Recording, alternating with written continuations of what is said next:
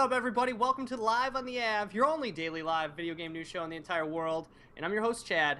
And today I'm joined by Jason as we're going to run down the news for Thursday, June 2nd, 2016. And we're going to open up with a little news from the developers of The Order 1886 that you guys may have played, which was kind of one of the first PS4 launch games. And they're coming out the gates, and you guys would expect them to come down the line similar to The Order 1886. But these guys are totally taking a fucking left turn, and they're giving us a multiplayer online battle arena game. So it's only an online multiplayer game that's going to be coming out.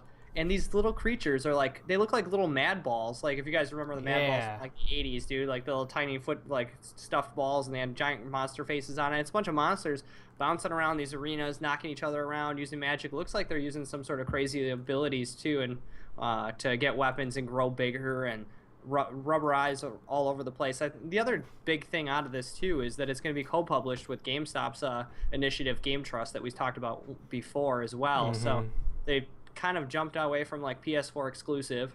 They've done PC stuff in the past, but they were signed on for the Order 1886 PS4 exclusive. Now they're just going to do all platforms, and you're going to get it. It's called Deformers. If I didn't say that earlier, I think I just went on a rant right away. Yeah, you're just like, let's talk about mad balls. What a weird departure for this. Totally. I mean, you go from a game from The Order, which was just terrible gameplay. Yeah. Into this. Well, Amy disagrees with that. Actually, the gunplay was actually not so bad, but still, like, there were some moments where it was just kind of jacked up, dude. Yeah, but it's like this game is just purely like get in there and play it. I don't know. It doesn't look that interesting to me. No, and that's what I was just going to say is that gameplay. They said it several times on this release. We're focusing on gameplay. It starts with gameplay, ends with gameplay. Not going to lie. I mean, the gameplay is probably control-wise good.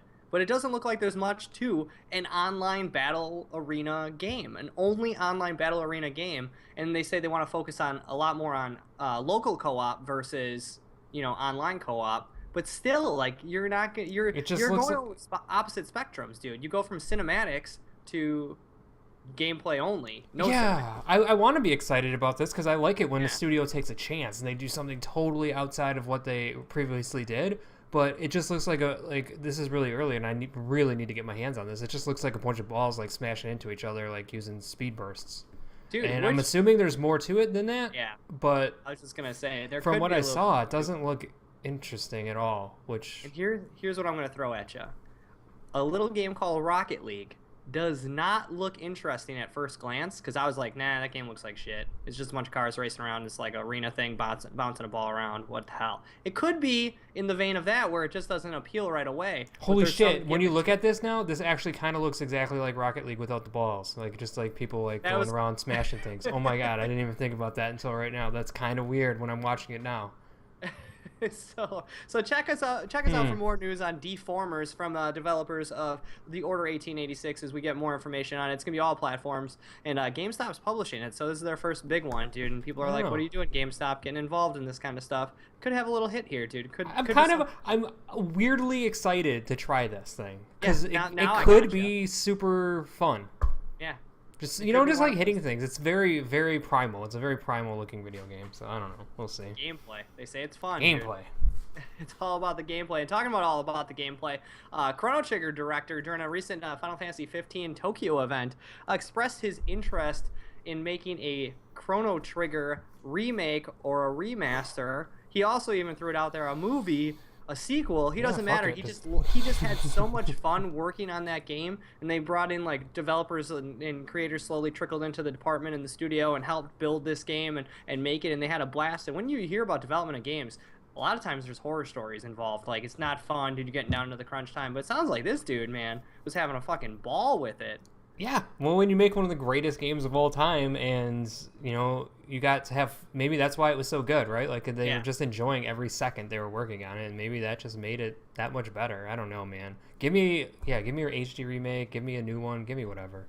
So he's hinting at maybe he's pushing for it, dude. I guess we'll see. Final Fantasy VII Remake is coming out hopefully at the end of this year. Cross your fingers. We'll see. But if that hits and that's a success and people are excited about it, maybe he can use that to be like, hey, look at this, dude. This is a cult classic. People love Final Fantasy VII.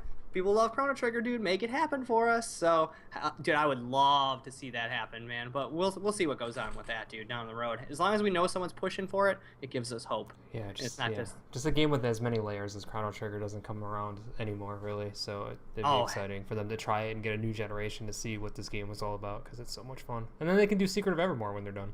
Not the same guy, but bring it back. I love that game. Secret of Mana? I say Secret of Evermore. You say Secret of Mana. But yeah, dude, that would be fucking sweet too, man. Rainbow Six Siege is adding a starter edition on the PC only for $14.99. If you guys haven't got a chance to get into Rainbow Six Siege and check it out, dude, it's awesome. Another online only, no story mode, just competitive shooter. We talked about it several times on the Block Party. We've done some live streams. It's an amazing game that captures you, man. Some of the online stuff isn't that great, like against other people because there's cheating and stuff. But for $15, dude, you get the PC, you get access to the full game. You don't get all the operators unlocked, but you can pick out 2 random ones right away. You get 600 credits, so you can buy 2 more because they're 300 each. So you get 4 dudes unlocked right out the gate for $14.99, and then you can just slowly earn the other guys while actually playing the game. And plus, I think we were talking about that as well. Is like 4 dudes is pretty good because you're only gonna fall in love with 2 or 3 of them anyways. Like you're not gonna. You get your 2 randoms, do some research, figure out which other 2 you think you'd want to play the most. Grab those guys because I end up playing with like Spaz and Sledge, and that's pretty much it. So I wouldn't need more characters. And I've yet to earn enough coins to get the DLC characters, and if you do it on the starter edition way, it's going to take you like 30 hours, so you probably won't either. But one operator, they're saying 30 hours after the launch of it, and then with discounts and stuff like that, you'd be able to swing it a little bit cheaper, dude. But 15 to 30 hours, and you get about 2 more characters. And like Jason just said, dude, there's not a lot of dudes that you're gonna want to play as. It's not like one of those games where each character has like its separate successful ability. I think it's just based around how much fun you have with each of the dudes. Yeah, totally. They got a couple gimmicks, but it's nothing like this isn't Overwatch. Yeah, that's what I was slowly getting at. So that should be coming out very soon. It's out now, you guys. It's out today. Yeah, there you go. $14.99. Go buy it. Play it. It's a good game. We love it. Dude, we do love it. It's only on PC for $14.99, but if you haven't got it on PC yet, check it out and go get it, dude. Another PC game we could talk about here that's hitting the news. Sims 4 adds an update because they had to do it, and it's it's just such crazy. There's no genders on these characters, anyways. I always feel, but unless you get the nude mods, dude. Yeah. But Sims 4 update is going to be removing gender restrictions on all clothing, hairstyles, etc. Anything you couldn't put on a dude before, you can put on a dude now, and if you couldn't put it on a lady, you can put it on a lady now. So you can finally wear that dress you've always wanted to wear, Jason. You like that pink polka dot dress? I love it. I love that they're finally like. It's weird that this was a thing anyway to begin with. That was my initial reaction. I didn't realize that even. It was really weird because right when I was like heard the news, I was like, well, wait, couldn't you do that already? Like, isn't that like what you were able to do before? And because I just always assumed that it was like that was a game where you just did whatever you wanted. Because I remember seeing some heinous outfits, dude, on some characters. And maybe it's probably just like mods or something, Yeah. But good on EA. I mean, this is Sims 4 was awesome. That was a really good game. I like that. But yeah, it came out in 2014 too, which I didn't realize 2 years ago.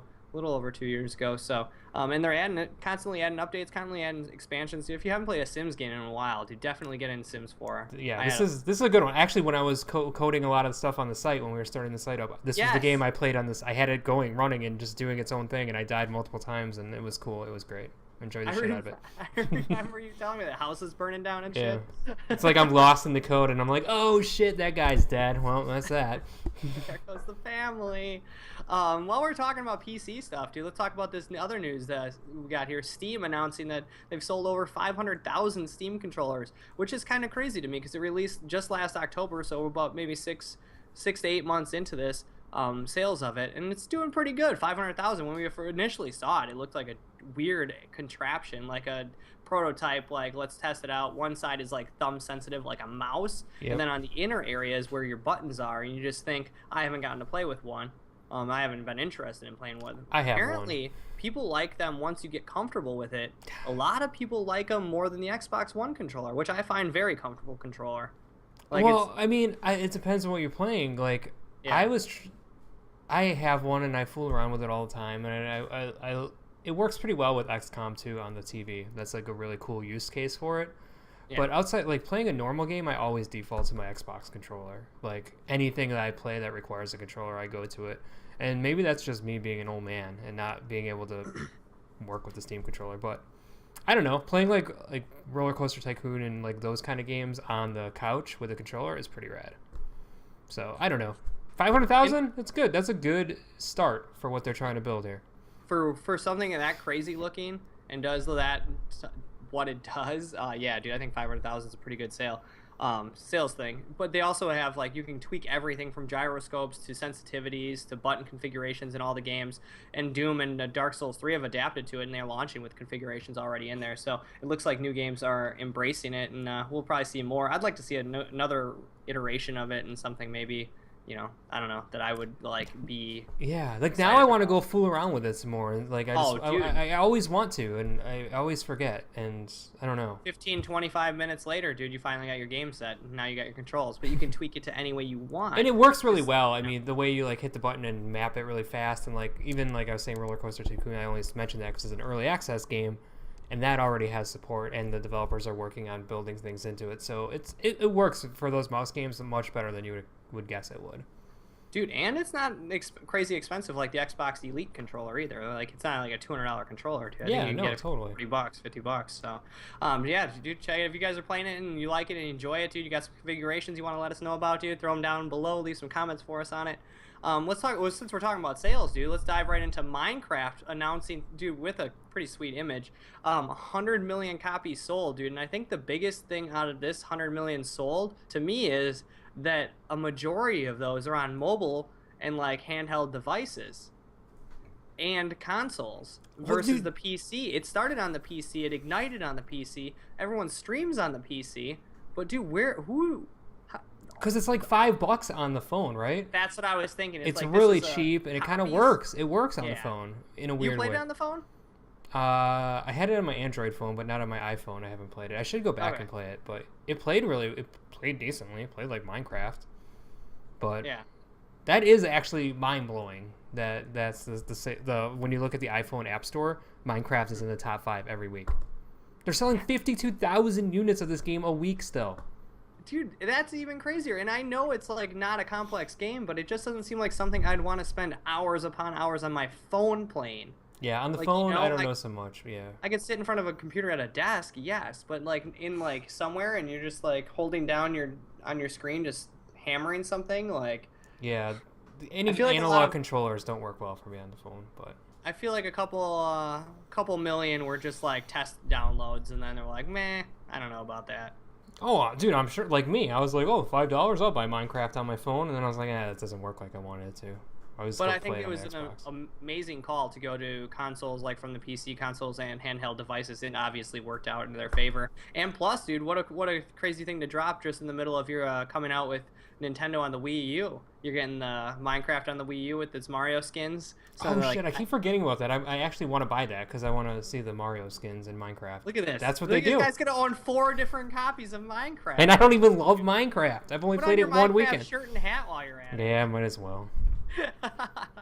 All right, let's move on to some other news here. We got some movie news for you. The Division movie is in the works, and I say in the works. We just have an actor attached to it. Jake Gyllenhaal is attached to this. But yeah, I know. I'm just harassing him. He listens to our show, so I just like to give him a little heat.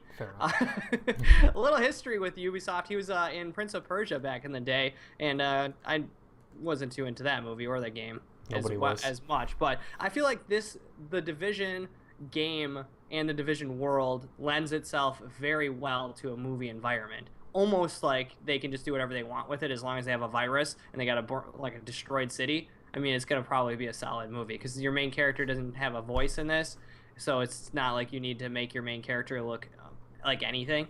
So it's more of like the Tom Clancy's story of the Division versus, making the transition like perfect, and I think it goes hand in hand. It'll be pretty. I'm excited to see if they get a writer and who else. They said they want to attach another big name before they get really push for it. So there you go, Vin Diesel. Here you go. Yes, you're in, buddy. You're gonna come up with someone, dude. I was thinking Pee Wee Herman, but it might work too. Be a little Pee-wee sidekick. could be the villain, villain, sidekick. Yeah, he's all. Yeah, what was he doing?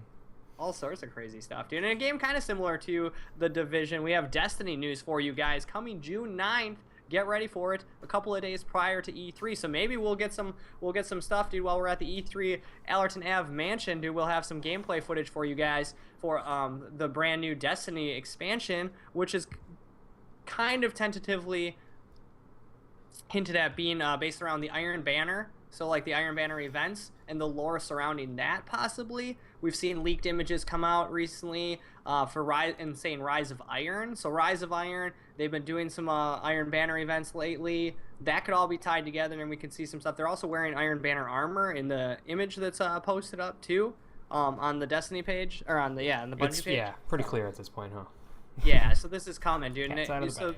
We're going to get the announcement on June 9th at 10 o'clock Pacific. They'll be showing off some gameplay from it, and then I'm sure shortly after that we'll get some release dates, but I'm assuming September. You guys can look forward. July, September. Yeah, September, because they did Taken King last September. They do this September, and then next September is going to be Destiny 2. So look for that, dude. June 9th. We'll have coverage on it at E3 if anything pops for you guys. We'll be there live all week long, coming from the Allerton Ave mansion out there, baby.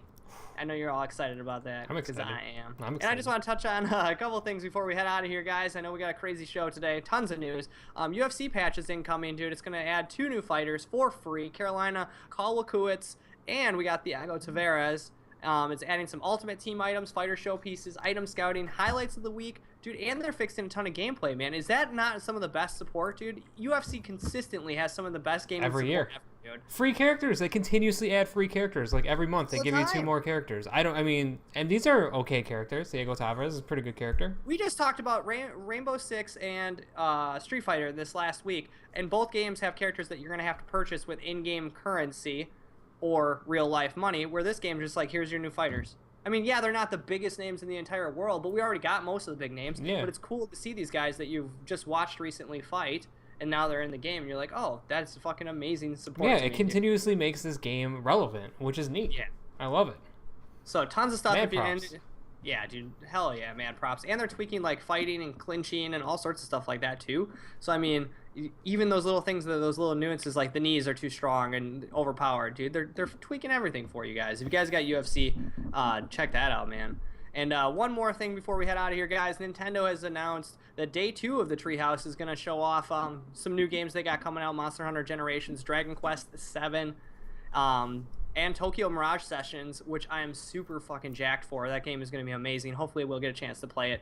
I'm really excited for that, dude. Anything that's combining those worlds. And they're going to have a Pokemon Go developer Q&A. And I think this news is freaking people out, and kind of because a lot of people were just assuming that Nintendo wasn't going to show off any games, and they're just going to show off Zelda, and it was all going to be Zelda. And I think the confusion lies in the initial press release where it said, hey, we're kicking off with Zelda and a whole day of coverage of it, and we're going to be playing it. They never talked about any other conferences. But if we know last year, they went a couple of days with the Treehouse. So, I mean, chill out, people. It's all right. And I think Nintendo had it in the bag. Yeah, Nintendo knows what they're doing. They just went. I'm assuming they meant that at E3, the only game they're showing at the actual event at the conference is going to be Zelda. All you're going to play is like Zelda. You can only play Zelda, and everything else is. And if you've seen the floor plan, Nintendo has a ton of space, so they're gonna have like 1,000 kiosks. Yeah, it's bigger than the Sony area, and I know the Treehouse Live setup will take up a corner of it or a chunk of it. But yeah, dude, it's huge, man. It's bigger than Sony, and it's close to Microsoft. And Microsoft always has a giant one because they got a ton of crazy, games. But for a place that's only showing off one game, dude, you're gonna get a chance to play it. And hopefully, you don't have to wait 3 hours. Yeah, well, maybe like 7 hours, dude. We'll see what happens. But yeah, so don't worry, guys. You're gonna get to see a couple of the Nintendo games coming out, and maybe some surprises. I doubt it. I'm pretty sure this is all you're gonna get, dude. There's nothing left in the bag except for the NX. So we'll see that when it comes, dude. You guys have a great weekend. Thank you guys so much for joining me on Allerton Ave. Thank you so much for joining us live on twitch.tv/AllertonAv. If you missed us at all on the block party or adapted yesterday, shame on you, dude. Check us out on youtube.com/AllertonAv live. Thank you for joining me, Jason. Thank you, guys. Leave some comments below. Let us know what you think. Subscribe, and we'll see you guys on Monday. Bye, everybody. That's my UFC weekend.